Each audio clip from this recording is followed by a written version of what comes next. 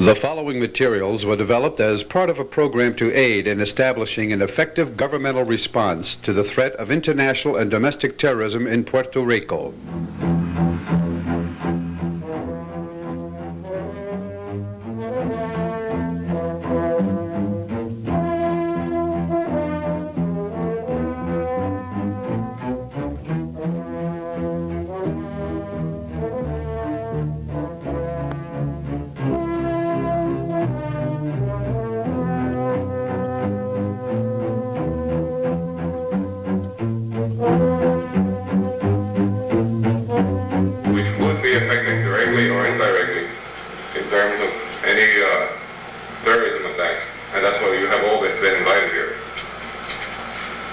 Now I wish to present Mr. Aaron Katz, Chairman of the Center for the Study of Human Behavior, who has organized and brought together all these creative and great minds to prepare us and give us a talk on the most important aspects of terrorism. With you, Mr. Aaron Katz. We know that the revolutionary terrorist has an ideological commitment to armed struggle. We hope that the sporadic activities that we've witnessed in the last few weeks might be the most extreme, but we cannot count upon it. In our approach to it, we have designed workshops, if you will, and we are preparing a videotaping which will remain behind as a permanent resource of your legal community and for your use. I'm going to describe the workshops that we will present, and then I'm going to present the people who will appear this week. We will this morning deal with international terrorism, which will provide you with an overview. We will then deal with terrorism in the future with a special application to Latin America and Puerto Rico. And lastly, we will offer several scenarios and thoughts dealing with terrorism in the future in Puerto Rico. Tomorrow morning, we will deal with the Pan American Games. That will be a seminar, I think, of great interest, and that will run concurrently on the following day with other sessions. A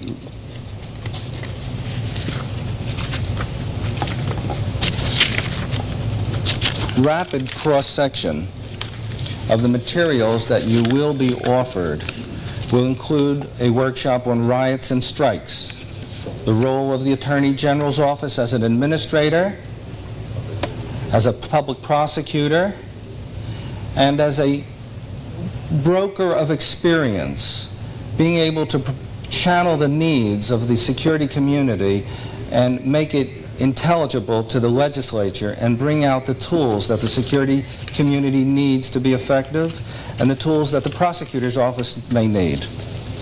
We will deal with terrorist propaganda and its subversive effect. We will deal with problems of response to terrorist activity. We will discuss the development of denial systems. We will offer a seminar on threat assessment, on hostage negotiation, the media, and emergency legislation. Now, this seminar has been made possible by a special grant to the government of Puerto Rico which was offered to the Puerto Rican Crime Commission via the Law Enforcement Assistance Administration in Washington. This is part of the U.S. Department of Justice. The Assistant Administrator of LEAA, Mr. Perry Rifkind, who had a special responsibility and still does for the management and direction of LEA's counterterrorism programs, was the primary force and energy in getting this going, for which we're very grateful. This project from its inception was watched very carefully by Mr. Rifkind to make sure that we would be able to bring it here. I'd also like to give a great deal of credit to the grant manager, Mr. Stephen Greminger, who is Mr. Rifkin's special assistant on the international affairs staff. That takes care of that.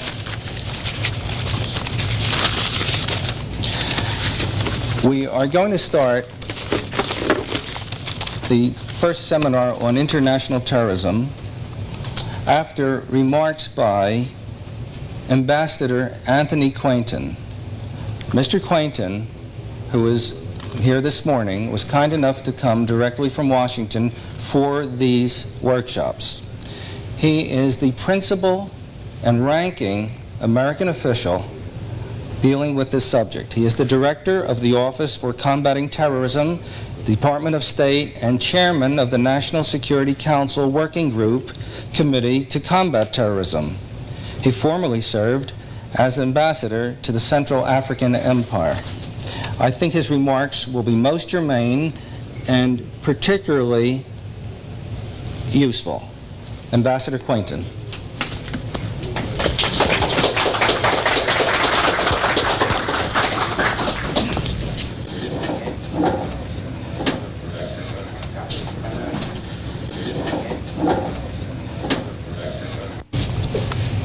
Let me say what a very great pleasure it is for me to be here this morning in Puerto Rico. It's my first visit to your beautiful island, and coming a little early, we've taken advantage of the chance to see and learn something about your country, your Commonwealth. I'm here to represent the federal government in its concerns for terrorism and the recognition which the federal government has of your problem and of your concerns. And I hope that one of the results of this seminar this week will be that we will learn from each other, that it will not be merely us talking to you, but you very much talking to us about those problems which relate to terrorism which are of concern, so that those of us in Washington who have responsibilities for dealing with the management of terrorist incidents and crises will be better able in the future, whether that be at the Pan American Games or in other contexts, to help you with your problems. And I'm very much aware that Puerto Rico is on the front line of the battle against terrorism. I had only been in my job a few days when, in early July, as you will remember, the Chilean consulate in San Juan was seized and hostages were taken. And your police forces, in conjunction with the Federal Bureau of Investigation, had to deal with a terrorist problem. And that was my first experience with terrorism as a problem. It's clearly a problem not only in Puerto Rico, but around the world. I think it's safe to say, and you'll hear a good bit more about this from other speakers, that terrorism knows no boundaries. No geographic region of the world is spared. No political system is invulnerable. There is no east or west, north or south, right or left when it comes to terrorism. We are all involved. We are all affected. In the last decade, there have been approximately 2,700 international terrorist incidents. And of those 2,700 incidents, almost 1,200 have affected Americans or American property. The United States is at the center of the problem, and Puerto Rico as a part is very much at the center as well. If I just remind you of those incidents which we have seen in the last few weeks, you will get some flavor of the range of issues with which I must deal in Washington and which potentially you must deal in Puerto Rico. The kidnapping of a Swedish businessman in El Salvador, for which a very large ransom was paid. The seizure of the Parliament building in Managua by the Sandinista revolutionaries, bringing in its wake the freeing of many political prisoners, widespread disturbances, and a threat to one of the governments of Latin America. The seizure of two consulates, one here in San Juan and the other in Chicago. The hijacking of a TWA plane to Geneva just over the last weekend. Any one of these incidents could have taken place here. Any one of these incidents may take place here in the future. In every case, we have seen that the innocent citizens of whatever country has been affected are the weapons which are being used by the terrorists. And since we must all be concerned, whether in our role as bureaucrats for one federal department or another, for one Commonwealth department or another, or as legislators, or as police officials, we are all concerned with the people for whom we work. And they are the weapons, and they are the targets. As Mr. Katz suggested, it seems to me that this seminar can be useful to us all in a number of ways, set as it is against the background of this growing problem of international terrorism, which has affected you and will continue to affect you. It can be useful, I hope, in bringing a greater awareness of the nature of the terrorist threat. Who are the terrorists? What are their weapons? What are their techniques?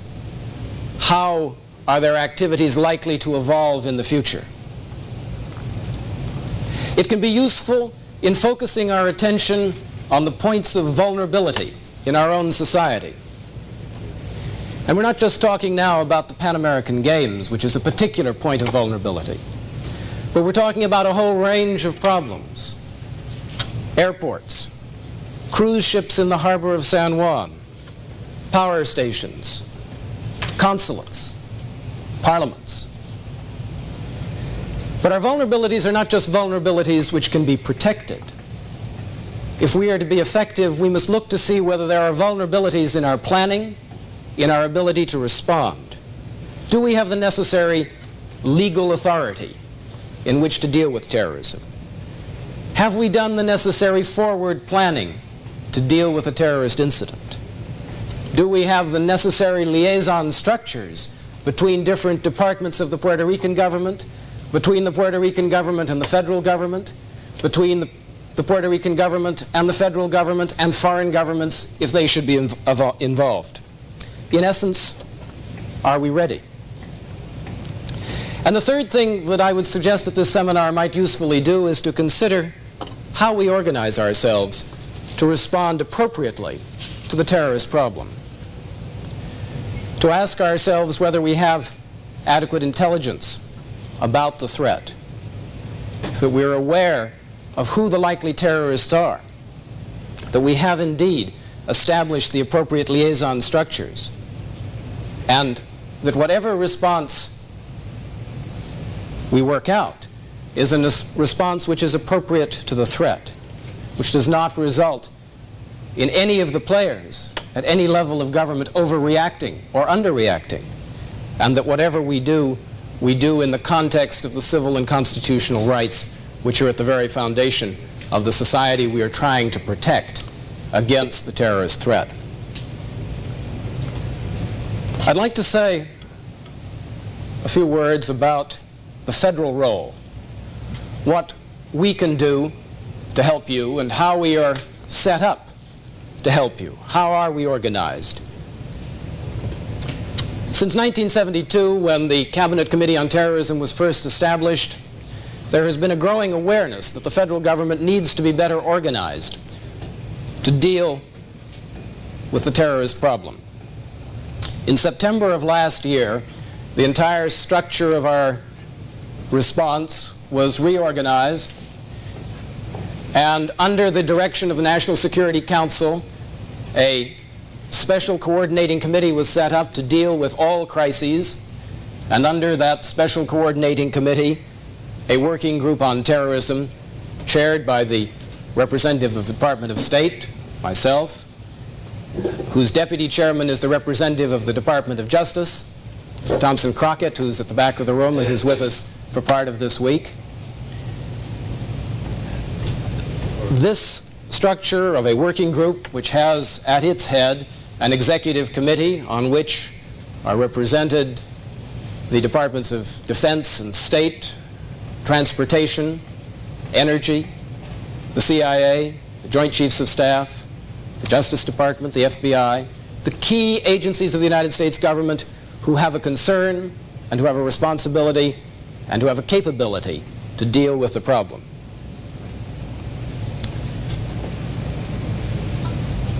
These committees are not just focused on policy, but on a whole range of other issues which we hope will generate decisions and generate planning which will be of use to us all. We are focusing on the research and development needs for combating terrorism, on the preventive security needs, on analyzing the vulnerabilities, on seeing what international initiatives can be taken and need to be taken to mobilize an international consensus behind the fight against terrorism. And of course, we are looking very closely at how we should manage a crisis and what kind of contingency planning we should do to anticipate the crises which may well lie ahead.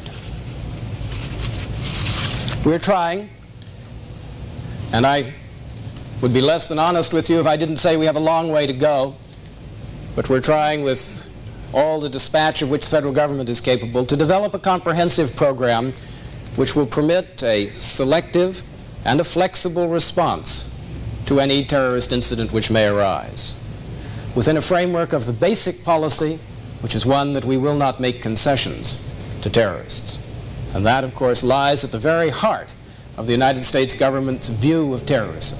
If we are to eliminate the threat, it must be clear to would-be terrorists that the United States will not be held hostage, will not pay ransom, and will not make concessions to those who threaten our society. The committee structure which we have set up and which I described to you very briefly is one which makes it possible for us to create the necessary nexus of interrelationships that I suggested earlier was so important, that we get to know each other so that we can work effectively in a crisis at all levels. And we are active in our effort not only to coordinate more effectively within the government, but to develop to the degree possible an international consensus which can be used to support those policies which we have adopted. We cannot deal with terrorism alone or in isolation. Puerto Rico cannot do it alone. The United States cannot do it alone. We have begun to make progress. The area of greatest progress and where there is the greatest consensus is in the area of aircraft hijacking. There are a series of international conventions signed at Tokyo, at The Hague, and at Montreal, where over 90 governments have agreed to take the firmest possible action to control and deal with air safety, air piracy, international hijacking.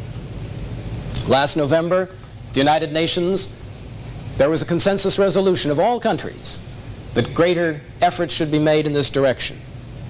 And most recently, our own government, at the summit at Bonn, joined with its 6 closest allies, and some of those allies are represented here today, our British, our Canadian, and our German friends, but also the Japanese and the French and the Italians, have joined together in an undertaking at the presidential or prime ministerial level to impose sanctions and to cut off air services to any country which harbors terrorists, or harbors hijackers, I should say. We are making progress with regard to an international convention on prohibiting the taking of hostages. And finally, the federal government is very anxious and is working closely with the Congress to see that we indeed have the necessary legislative authority to deal with the various facets of the terrorist problem. Happily, we had the authority to take the actions which are required under the Bonn Declaration going back to the 1974 Anti-Hijacking Act. And currently, before the Senate and House of Representatives, there is a bill sponsored by Senator Ribicoff, by Congressman Anderson, which will intensify our capability by imposing sanctions on those countries that show a pattern of support for terrorism, which will increase the security of our airports, which will add certain chemical substances to explosives so that they can be readily identified and tagged, so that in the aftermath of a terrorist incident we can more rapidly find those who are the perpetrators. And although it's not certain that this legislation will pass in the few short weeks before the end of this session, it certainly will in the next session. And the United States government will have, as a whole, a greater capability to deal with terrorism in all its aspects.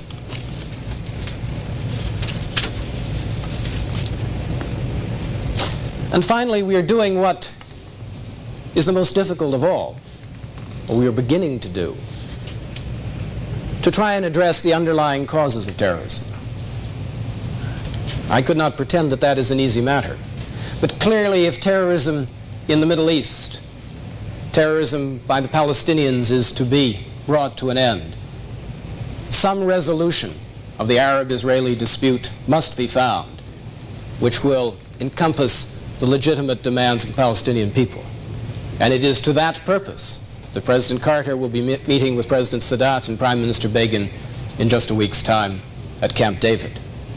And similarly, we are endeavoring with all the resources at our disposal to find a way to bring to an end the dangerous situations which exist in Rhodesia or in Namibia or in southern Africa, which have engendered in recent months and years a whole network of terrorism on the African continent.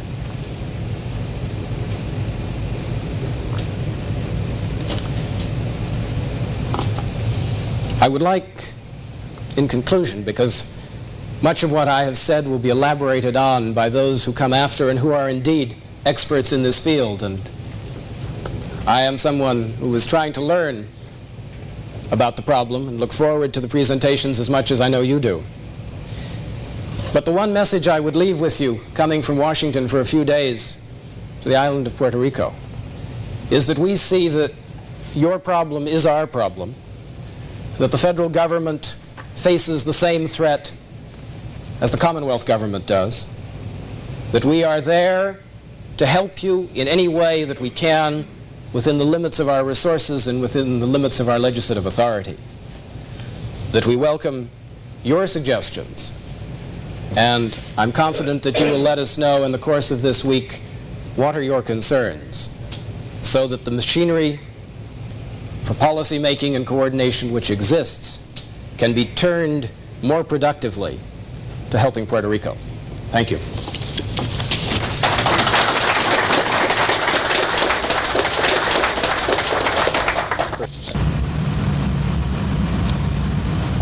I'd like to introduce Dr. Richard Clutterbuck, a distinguished soldier, lecturer, and author, to discuss some of the questions raised by the subcommittee in their invitation to him. Dr. Clutterbuck.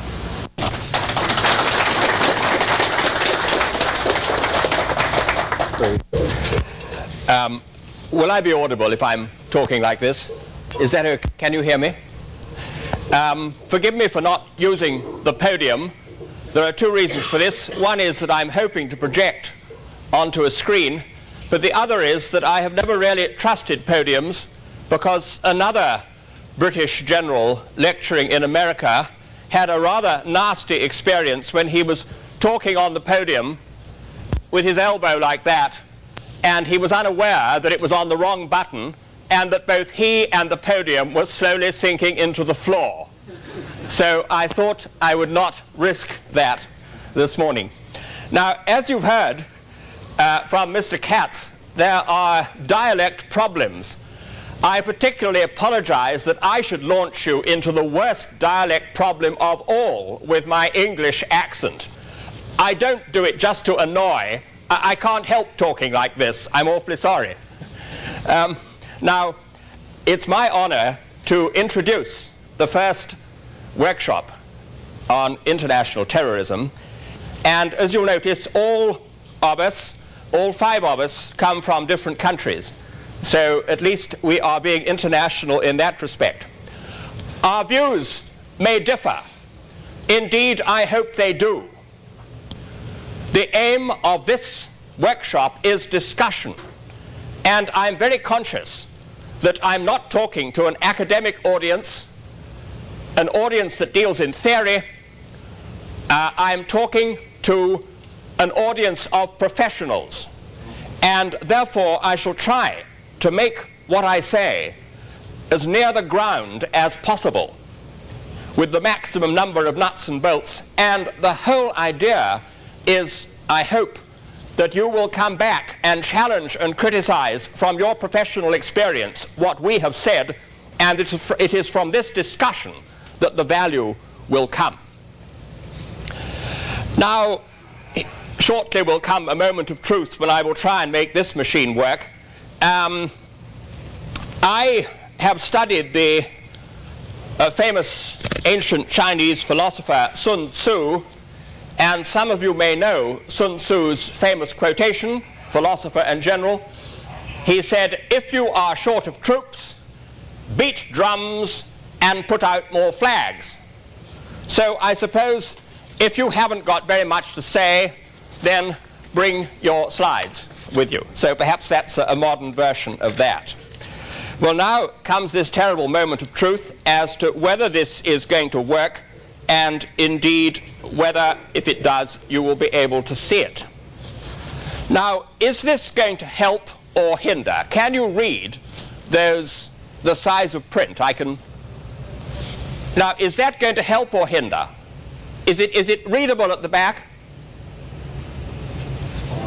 It's okay. Well, I will use this. If not, I can do without it, of course, but if it's readable, I'll leave it up, but perhaps a little far away.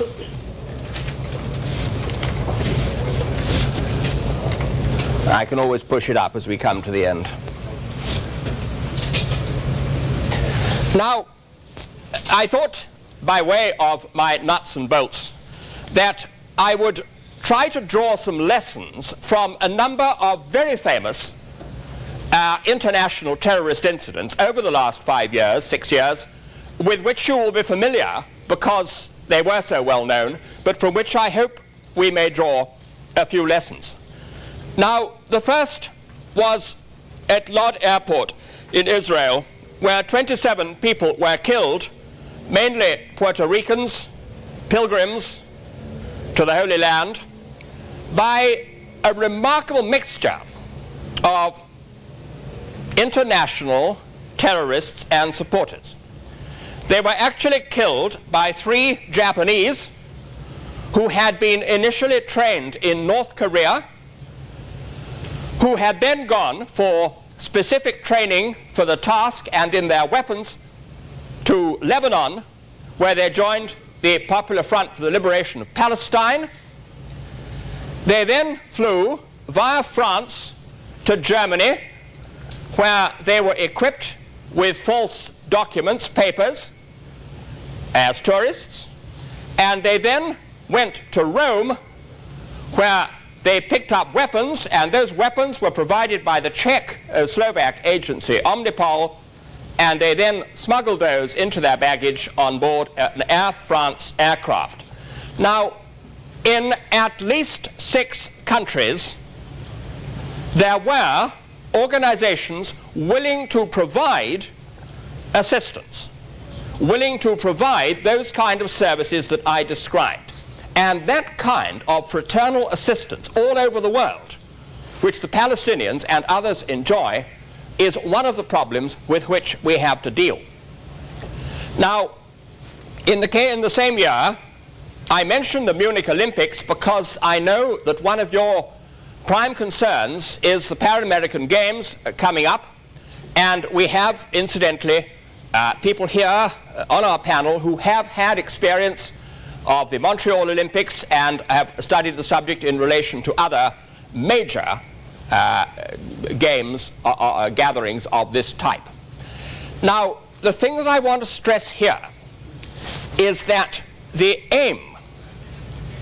primary aim of the kidnapping at the Munich Olympics was publicity. And those 8 Arabs who kidnapped and killed, I'm sorry, I put the wrong figure, it's 11 Israelis, that's a slip of last night when I was drawing this out. It's 8 Arabs, 11 Israelis, and the whole aim was publicity, and this was watched on world television, hooked up by satellite, by an estimated 500 million people. 500 million people, most of whom will have been absolutely disgusted by all they saw, but some will have felt some sympathy. Some will have learned of the Palestinian cause for the first time, and some, maybe even 0.1%, might have felt enough sympathy to begin to prefer the Palestinians' cause. 1% of 500 million is 500,000. 0.1% is still 50,000, an awful lot of people who could provide that kind of assistance, even if it was a tiny percentage. And the other point is that, having seen what they saw on world television, other people will have had ideas which they will have been able to carry into their own terrorist activities. Now, the next one I picked out is again a very, very famous one, where Carlos, who was a Venezuelan, leading a team containing 2 Germans and 3 Arabs, kidnapped 11 OPEC oil ministers and extorted a reputedly enormous ransom. The figure of $25 million has been suggested, recorded by one estimate, for the oil minister, Sheikh Yamani of Saudi Arabia, and various others. The total of all of them, I understand, was $25 million, and Carlos himself received $1 million for his pains from, I understand, the Algerians. Now the next one, when we begin to have a more encouraging picture. In 1976, when again an international team of Wilfried Böse of the Red Army fraction in Germany, plus 1 other German and 3 Arabs, hijacked an aircraft, and the planning and organization on the ground was done by a Peruvian, Bouvier. And they hijacked a French aircraft carrying Jews, demanded the release of 53 prisoners from Israel, of which most were Arabs, although 2 were Germans. And that one, as you all know, ended with a successful Israeli commando raid which released all the hijackers and killed the terrorists. A similar picture, but the other way round. The one that ended at Mogadishu in 1977, it was 4 Arabs who hijacked a German aircraft, largely on behalf of the German Red Army fraction, although they also wished to get 2 of their own prisoners released. But their main aim and their timing was to reinforce the kidnapping which was already had taken place of Dr. Hans-Martin Schleyer. And again, you got the Arabs assisting the Germans, the German Red Army fraction, in this operation. Once again, a triumphant raid by the German GSG-9 squad ended this, and I have visited the GSG-9 squad, and I do commend you most earnestly to study their organization and training and activities, because they are extremely effective and highly professional. There is room for more forces of that type. The last one I mentioned is one which is very much less known, or a series. In 1977, in December, after the Mogadishu hijacking, those self-same Red Army fraction kidnapped for ransom 3 people in Austria and southern Germany, 2 in Vienna, 1 in Munich, Walter Palmers, Lotte Böhm, and Richard Oetker. And for those 3, they got $12 million in ransom. I may be wrong with that figure, and if I am, Mr. Herr Ruprecht will no doubt correct me, but this was my information, was that they got $12 million for the Red Army fraction from those kidnaps. So their funds are pretty substantial. The reason I mentioned those other countries is that one of those who was picked up and arrested after that was Gabrielle Kröcher-Tiedemann, a girl with a remarkable record. She had earlier been imprisoned for terrorist actions in the early days, was released in 1975 at the kidnapping of Peter Lorenz, the candidate for mayor in West Berlin. She was released to save his life. She is known to have killed 2 other people with her own hand in the OPEC raid, and took part in a number of others, and was in fact arrested in Switzerland in possession of some of the notes from the Palmer's kidnapping, which were identified on her way from Vienna through southern Germany, through Switzerland to Italy, and she was arrested. So once again, you get this ability to find a safe house, to find shelter in neighboring countries. I could give dozens more, obviously, examples, but I picked those as ones of which the general background is well known to you, to try to drive home some of those lessons. But may I stress one point which I've underlined here. All the movements I've talked about, the Palestinians, the German Red Army fraction, etc., they are all generated internally. Those movements were not created by the Russians or by the Cubans or by anybody else. They were created by situations, forces inside their own countries.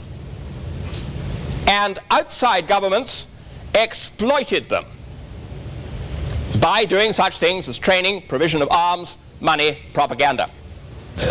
See, we're a bit off the edge. How's that?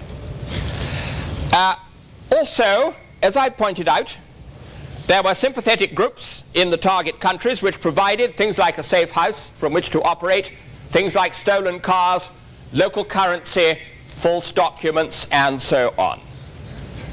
And perhaps most important is that the cooperation by fraternal movements provided these services on a worldwide basis. And you will be able to think of many others, like the hijacking of a ferry in Singapore by Japanese, ending in Kuwait, you name it.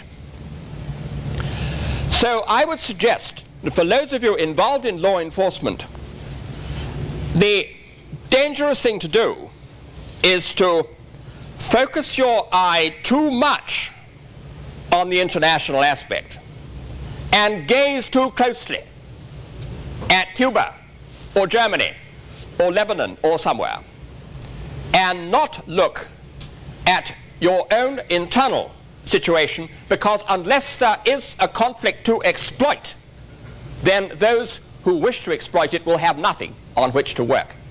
There has got to be an internal movement and an internal conflict to exploit before this kind of thing will work at all. Well, now, I'm going to look next at 2 movements. No, I'm sorry. I'm going to look next at 2 aspects of the terrorist world, because what I've been talking about so far is the purely political terrorists. That is to say, those who commit crimes. Crimes they are. Assassination is a crime. Bombing is a crime. But when crimes are committed for political purposes as opposed to personal gain, I'll refer to them as political. If they're for personal gain, I'll refer to them as criminal, if you'll forgive that rather inaccurate terminology. Now, the overlap between criminal and political terrorists is pretty tremendous. Now, this has got the smallest print of all. Is it any use to you at the back? If not, you can't see that, I imagine. The others, the print is larger. Well, now, what I'll do is, don't worry, I will cover all the ground in this, and for those of you who are near enough to see it, it may be helpful. For the rest, I will cover the ground in words. Now, the motivation of terrorists, in the case of purely criminal terrorism for personal gain, the motivation is usually and primarily ransom. But it may also be revenge, intimidation, or to extract information. Now, when the crime also has a political aim, you've got to subdivide that into wider and more immediate aims. And the wider aims need little explanation. The wider aims of nationalism, such as the Popular Front for the Liberation of Palestine, of revolution, and so on. But the more immediate aims, I suggest, are ransom in the same way, but on this occasion for party funds, like the ransom of the 3 kidnappings in Vienna and South Germany that I mentioned just now. They were to make money for the party funds. And the biggest ransom recorded in the world that I've ever heard of was a political one by the Montoneros in Argentina, and they got $60 million. $60 million for the Bourne brothers, from the chairman and founder, their father. And that money was largely distributed into foreign banks, and a great deal of it is still available. Now, the second aim is blackmail, the release of prisoners, coercing the government. The third, I mentioned already, publicity, enormous publicity. And the fourth is to discredit the government, to discredit its law enforcement agencies, to make them unpopular, to make them overreact, etc. Now, what is happening increasingly is that the political groups are finding it necessary to combine, or finding it useful to combine, with criminal gangs, to provide the kind of infrastructure and the kind of professionalism they need. And there is also another advantage, that if the political group is doing the kidnap for ransom for their party funds, there are many advantages in making it appear that it's a straightforward political kidnapping. I'm sorry, I beg your pardon, a straightforward criminal kidnapping with no political aims, because the government is then less likely to intervene and put its reputation on the line unless it believes there are political implications. Thank you.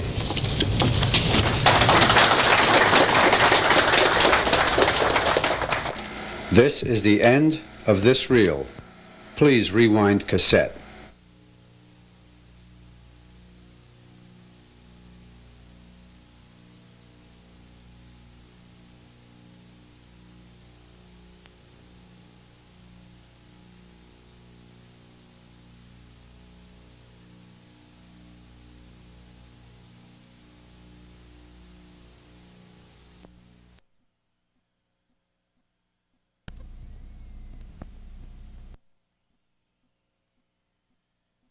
We're going to hear from Reinhardt Rupe, who is the vice president of the Bundeskriminalamt.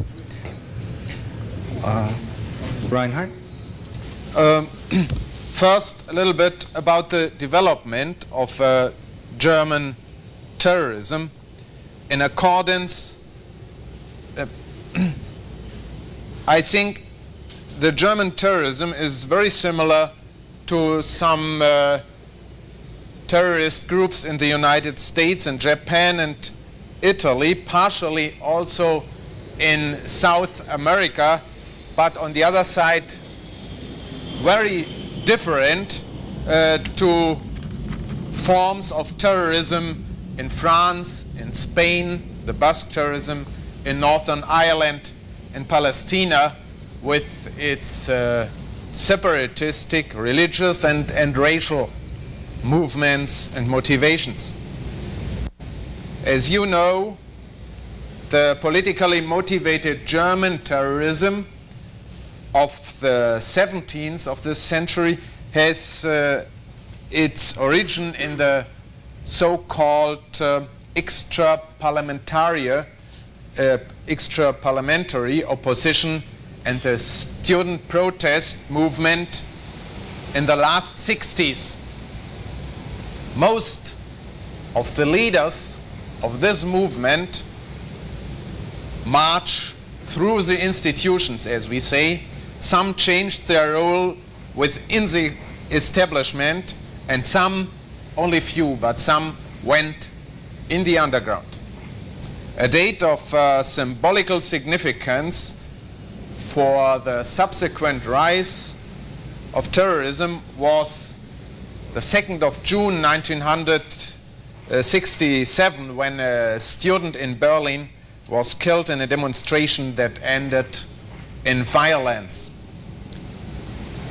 Then came the student protest on Easter 1968, especially against some publishing houses in Germany, and revolutionary violence against dictatorship and terror from the top in the Third World was used by the protesting young as an example and as justification of their violence against democratic society in Germany. We had a ideological school in Germany called the Frankfurter School.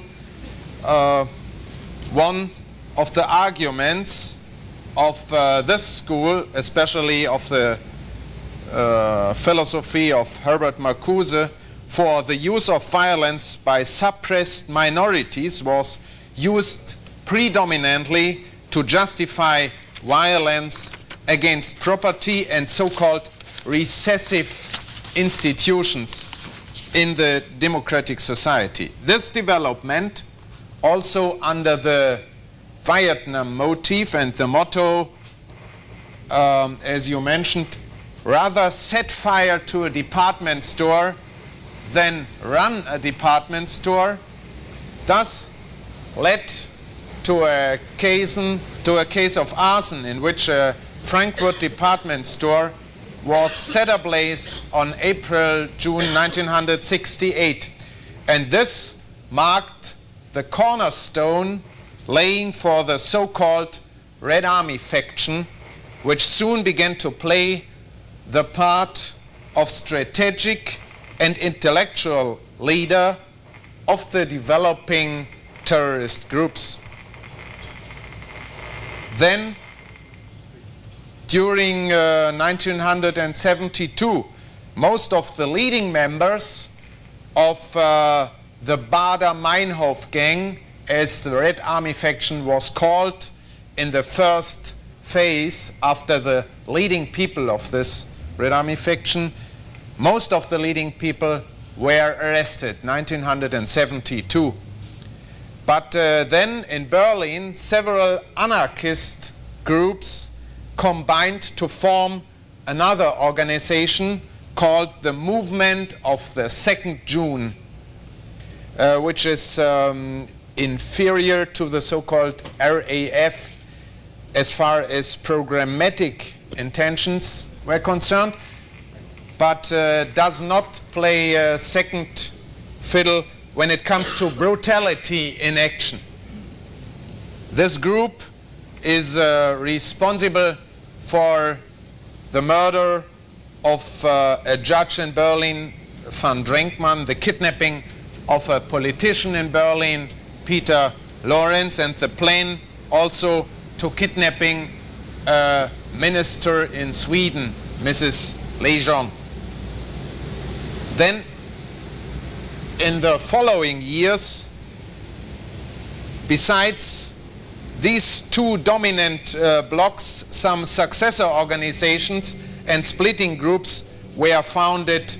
I will not bother you with this following organizations.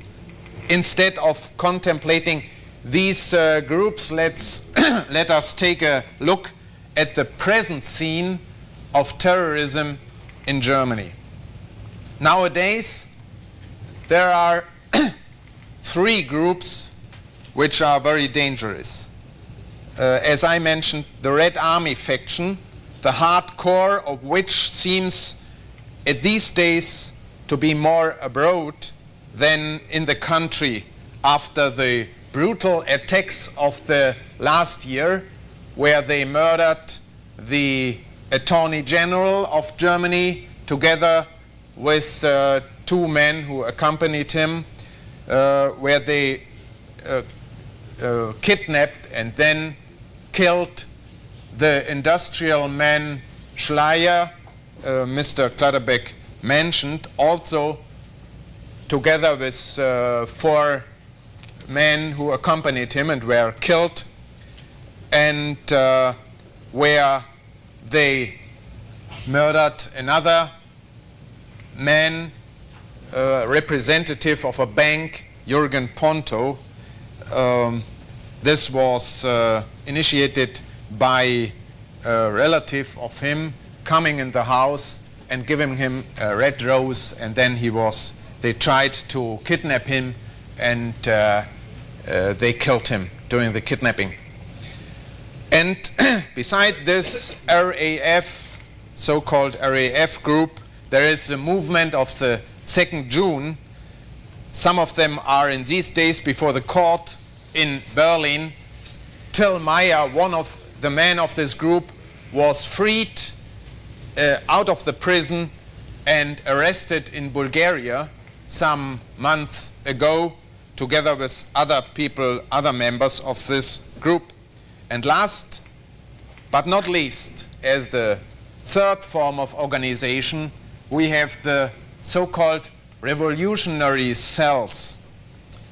Since they attacked an establishment of the ITT in Berlin in November 1973, until today more than 50 bombings and explosions are to be blamed on them, including several bombings on US institutions in Germany. So on the 5th Corps headquarters on June 1st, 1976, on the Rhine-Main Air Base Officers Club on December 1st of 1976, and on an army fuel tank at Gießen in January 1977. This revolutionary cells are partially different in their organization and in their strategy and tactics in comparison with the two other organizations. They operate in groups who are partially in the underground, partially in the legality, and they have many very separated little groups of 2 or 3 or 4 men, and this allows them to live very conspiratively, and we don't have many access to these groups. We know very little until now about these revolutionary cells.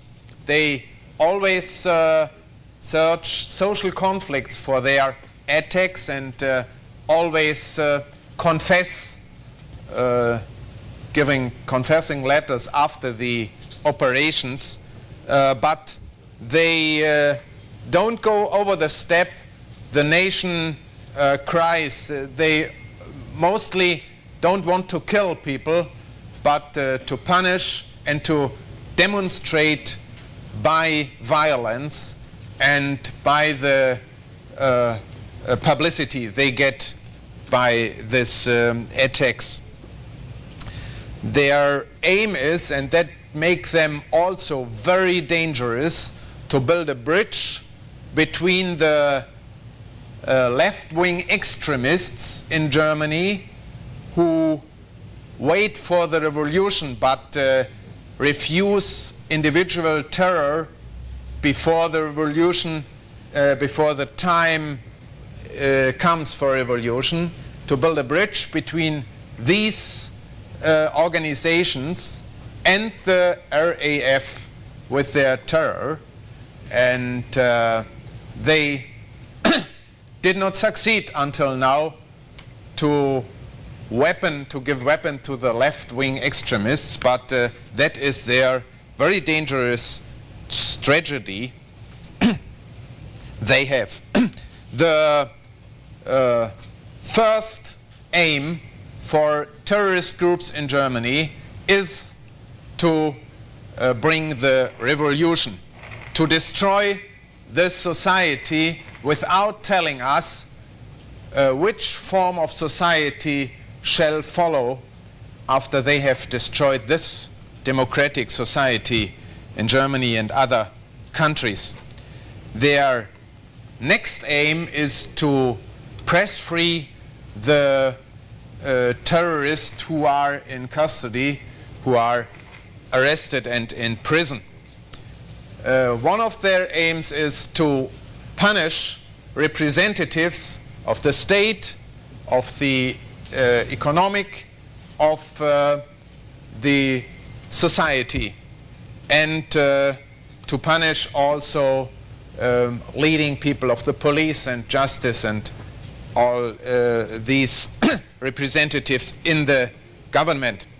But more important than to kill a single person is for the terrorists, and that was said also by other men here today, more important is for them the publicity and the reaction or the effect of the single action to the citizens, to the population.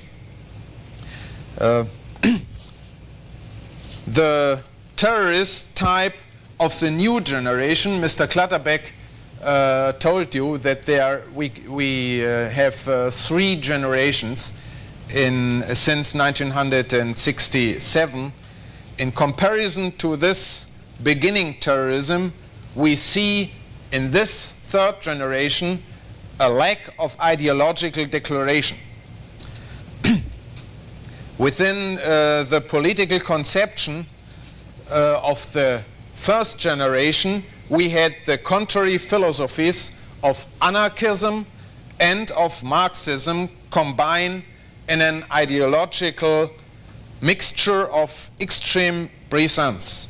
From anarchism, the German terrorist takes the boundless intoxication with freedom, the individual's revolting attitude against any compulsion, the belief in a spontaneous uprising of the masses, and the emphasis on action as a motor of history. The revolutionary's impatience and the recklessness in choosing his means and the disdainful and inhuman rigor of destruction stamp out what is stamping out you. But not, however, the anarchism's original idea of extreme non-violence and its hostility to organization. And from Marxism, the terrorist borrows absolute dialectical logic, the belief in the predetermination of revolution, and the claim that the power structure of capitalism is the sole cause of social injustice. Nowadays, as I said, we generally find only monotonous repetitions of some verbal attacks against this society. The present terrorist generation does not utter profound ideological and strategic ideas. They compensate more and more ideology by action and brutality, corresponding to a word of Ulrike Meinhof, who was one of the first leaders of the Baader-Meinhof gang, of the primacy of practice. And another difference between this generation and former generations is they live more separated and conspiratively, separated not only in their attitude to surroundings in the scene, but also in the hardcore installing very small groups, especially the revolutionary cells. Another point is that also the preparation work for a new action is made by the hardcore. We had a very good example in these days.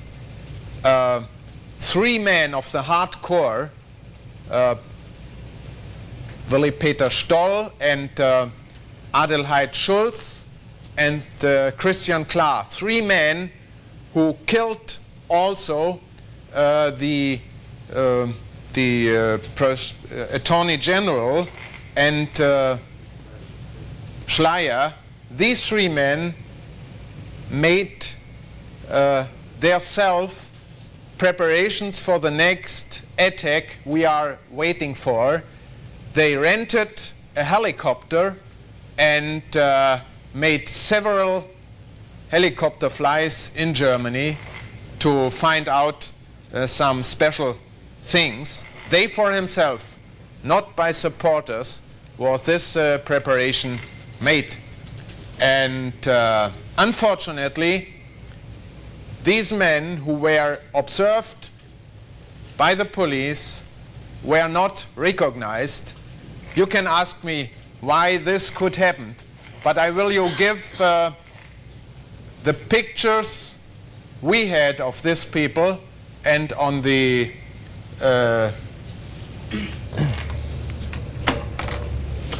corner here you will find the pictures the observation group made, and you will see how they are able to change their performance, so that is very, very hard to recognize them. Please. There are 2 of them. Now, international relations of the terrorists.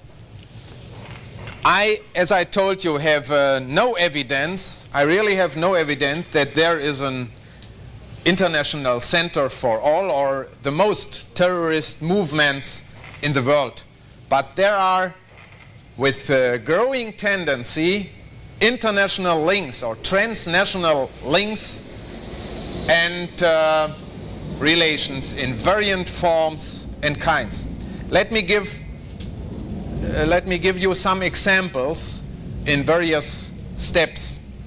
The most frequent form of international links is the acceptance of the ideology and strategy of another group. For example, the German terrorist groups accepted the strategy of Marie Geller. And also the form, for example, of prisons people, of People's Prison. I saw, for example, the People's Prison in Montevideo, where the Ambassador Jackson was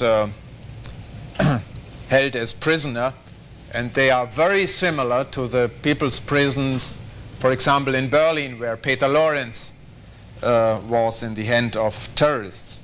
And also the tactics of shooting in the knees, for example, the Red Brigades in Italy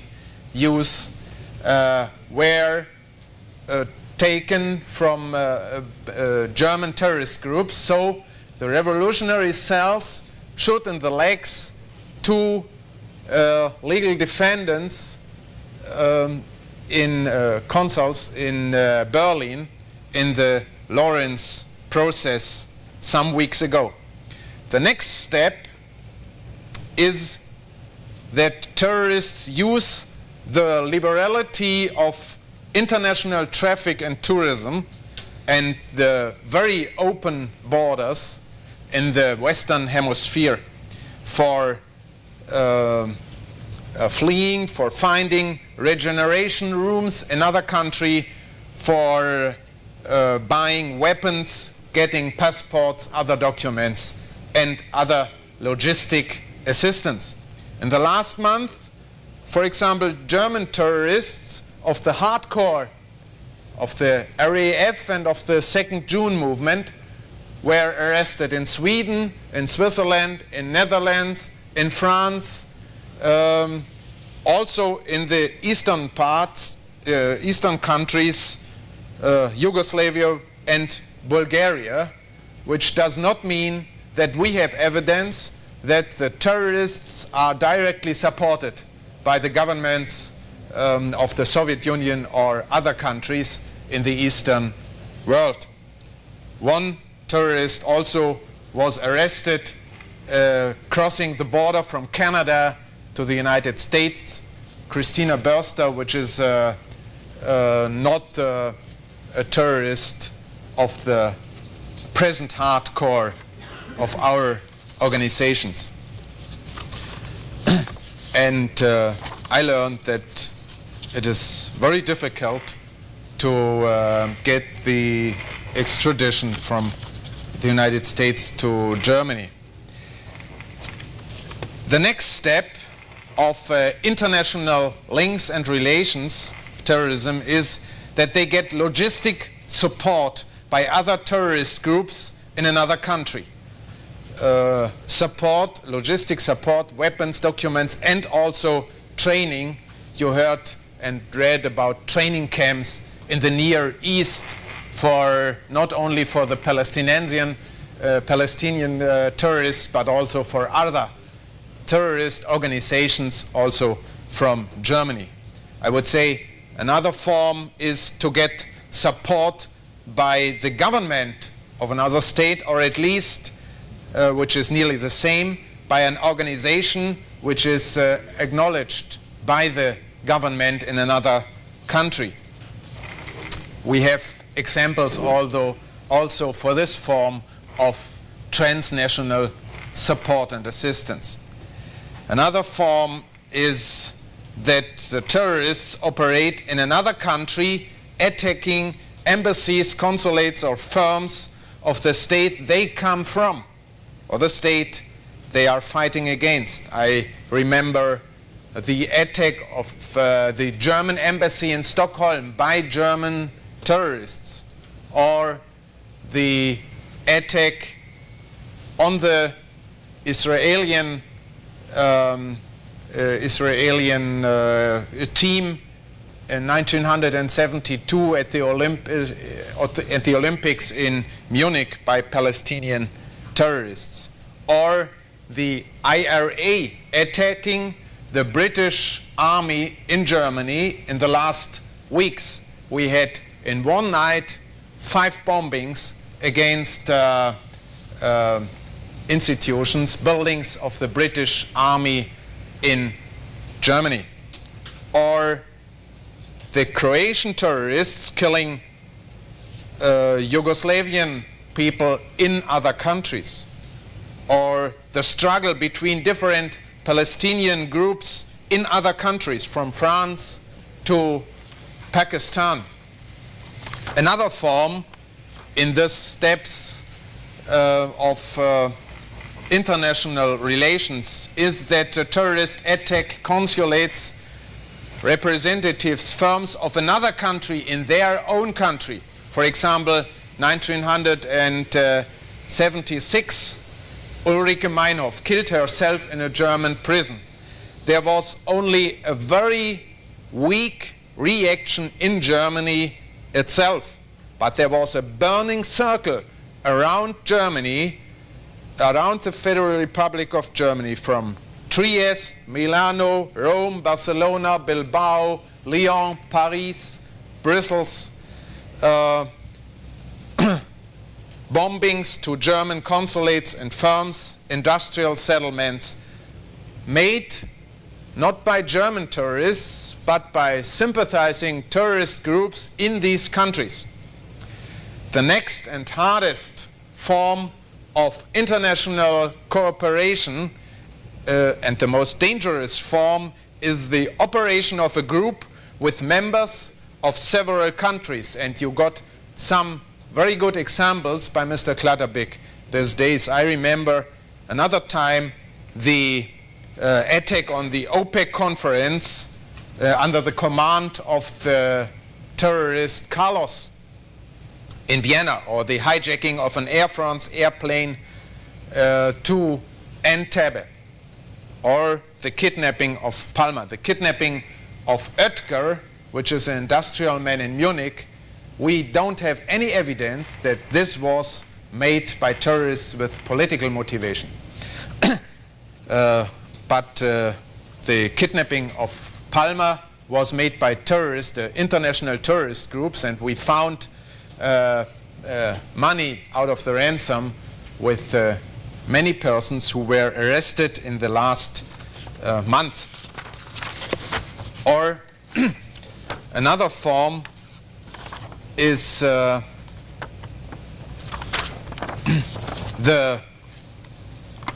the international or transnational terrorism was the attack of a Croatian group on the German General Consulate in Chicago some weeks before.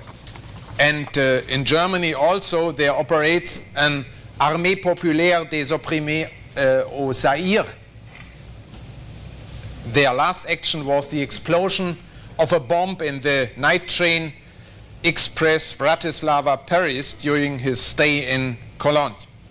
The international terrorism will only be finally defeated if there is no country in the world to support them and to refuse punishment or extradition after terrorist actions. And there are many examples that the international cooperation in the combat against terrorism is growing better and better. The German terrorists, I have to tell the ministers of interior within the European community decided, for example, to cooperate very closely and installed several committees with periodical meetings. They arranged especially for the exchange of experience in the fight against terrorism, or a system of permanent contacts and information, and the bilateral support by experts in concrete cases. The European Committee accepted an anti-terrorist convention which renders the extradition of arrested terrorists easier. And the European Parliament in April adopted an anti-terrorist resolution to intensify European cooperation against terrorism. How difficult it is to adopt anti-terrorist agreements between states with quite different political systems is shown by the discussions of the anti-kidnapping convention in the UN initiated by the Federal Republic of Germany. The borderline between criminal terrorism on the one side and liberation movements on the other side is for many states very hard, for many governments very hard to find. And as you know, and Ambassador Quinton told you about this, a delegation at the Bonn Economic Summit meeting in July published a statement on air hijacking that may be very effective, and the governments of the United States, of Canada, France, Great Britain, Italy, Japan and Germany will intensify their fight against international terrorism, and if a country refuses extradition or punishment of hijackers, the governments of the 7 nations shall cease air flights to that country and refuse the landing of airplanes coming from that state or of its air company coming from another country. But Ambassador Quinton could surely tell you how difficult it will be to come to final decisions based on this declaration of the prime ministers of these 7 states. Thank you very much for your attention. The question that I was putting to Herr Ruprecht was related to his last remark, the difficulty of getting what I believe are some of the third world nations to cooperate in their perspective of the individuals who perpetuate kidnapping and then flee to another nation.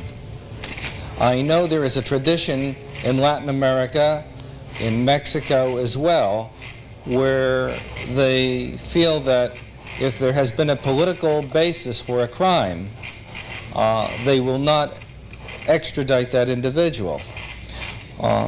Do you see that continuing in the situation?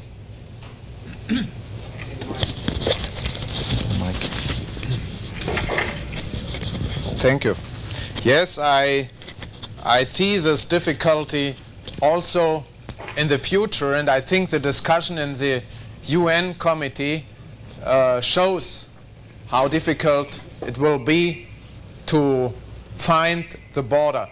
I don't speak about the border between real criminal terrorism and political terrorism, especially for us in Germany. Also, political motivated terrorism is criminality. One aim in the terroristic propaganda in Germany is that they are in the war against the government and that people who are arrested are prisoners of war, and that the German law is not legal for them because that is war. Our standpoint is also political motivated terrorism is criminality. I can't decide if, and I am sure that there are situations in the world where violence is legal. Also, our basic law, our constitution, gives, under certain circumstances, the right for violence, against violence, but for the terrorist movements, especially in Europe, I don't see any possibility that there is a legal violence. But I see also in the future the difficulties to find this border to liberal movements, to liberation movements. Are we observing a trend? Should we measure terrorism by the numbers killed or by examination of its impact? But here's the thought. Will terrorism make an effective dent in our way of life? Will we have to bend substantially to accommodate it, or will it burn itself out before that happens? I think that terrorism in Europe as well as in the United States has no chance to bring revolution, to destroy the society, the democratic society. But it has a chance to change our way of life. And this is a danger beyond the harm they do personal to individuals, that they force the state to change the political atmosphere and the laws and the volume of freedom given to all citizens. And we always, I think, go on a very small way between these two dangers, to have not enough legal weapons against terrorism and to get too many laws and take away too much freedom from the citizens. I'd like to add a little bit to that. I agree very much with it. I think one's got to look at two aspects. The international aspect, you are bound to get people differentiating. And it's no good basing any of our plans on the idea that Arab countries are going to hand over Arab prisoners to Israel, for example. whatever some international agreement may say. So we've got to be realistic in predicting and understanding what governments are going to do. But the fundamental question is within our own societies. And within our own societies, I think it is fundamental that there must be crime and crime alone. When somebody is tried for the crime of murder or violence or bombing or kidnapping, they should be tried for that crime. Now, when it comes to sentence, it is then a matter for the judge to decide what sentence to impose upon somebody, and he may take account of his the political motivation and possibly the justification for it, if any. That is one for the judge to take account of, just as a judge will take account of whether a man was intensely emotionally disturbed by his wife having an affair with some other man. This kind of thing a judge will take account of. Now, one thing we must never do, and we in Britain have done it very stupidly a few years ago, and I will pass it on to you, lest you make the same mistake. In 1972, in a very praiseworthy attempt to pacify fairly moderate Catholic opinion in Northern Ireland, the decision was taken to give special category to prisoners who were arrested for crimes committed on behalf of the IRA. As a result, we have in our prisons now a large number of people with, or not very large number, but quite a large number of people with what amounts to prisoner of war status. They are not subject to normal prison discipline.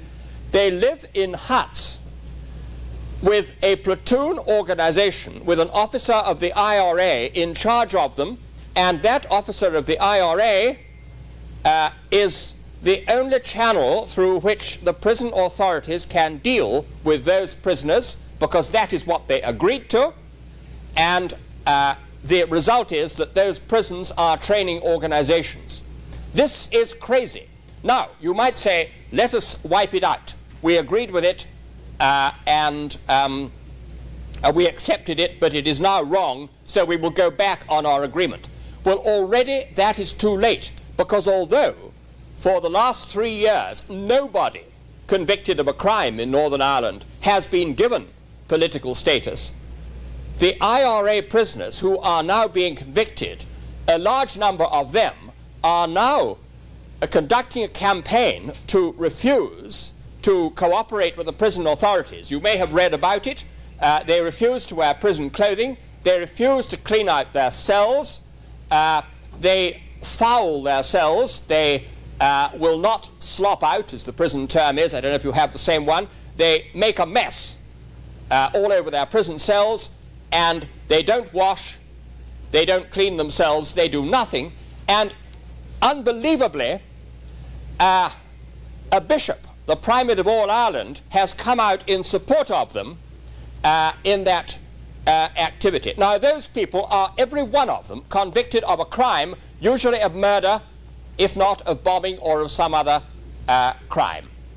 And it is to me incomprehensible that we ever got ourselves on this hook. So I do most earnestly commend both to people concerned with the law and the judiciary and people concerned with the police, and I know we have many of both here, that you do not make that same mistake that we did. Treat crime as crime, and the political motivation is a matter connected with the sentence only.